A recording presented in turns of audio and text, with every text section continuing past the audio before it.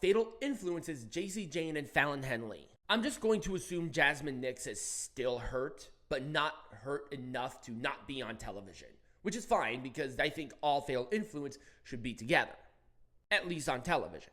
I really hope JC Jane is not the transitional champion, but I have a feeling she's a transitional champion. Jordynne Grace is gonna beat her at Evolution, then her and Masha, Jordynne and Masha, will have their Title 4 title match at Slammiversary.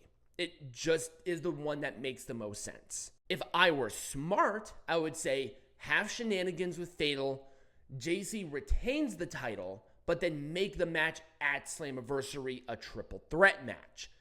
I think that would actually work better. But that's just Tiger Height using his brain, making something a little bit different instead of predictable, and then JC Jane just looks like that champion. She shouldn't look like that champion. Lei Lee has been really in this Knockouts World title picture. I mean, I like it, but I hope we get something maybe a little bit more than, like, karate or where she's from.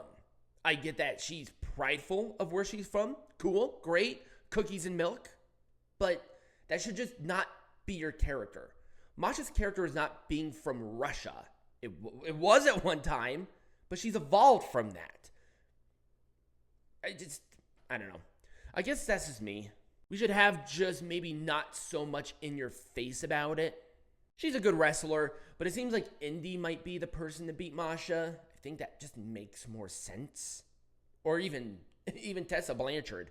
But I think that would really piss off people. I think that'd be funny. Yeah, it should be Tessa. This match itself, I'm going to give it an Orange Cassidy thumbs up. Masha and Lee won with the Snow Plow to Fallon. You realize we could have waited, right? I mean, Slammiversary is in 2 weeks. You know, this weekend and then next weekend. You have one show. We could have waited for this international champion match. I like the triple threat concept. I like that Jake Something and Mance Warner just beat each other up and we didn't have a decisive contender, so might as well put both of them in there. That's fine. And the match itself was okay.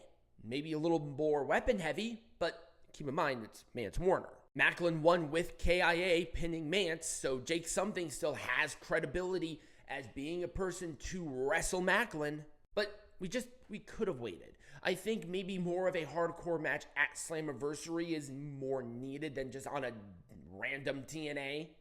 I'm going to give it an Orange Cassidy thumbs up. This has nothing to do with any of the in-ring work. It's just placement. Placement's important. It really is. And the international champion needs a lot of credibility work. It's a new title. That's to be expected.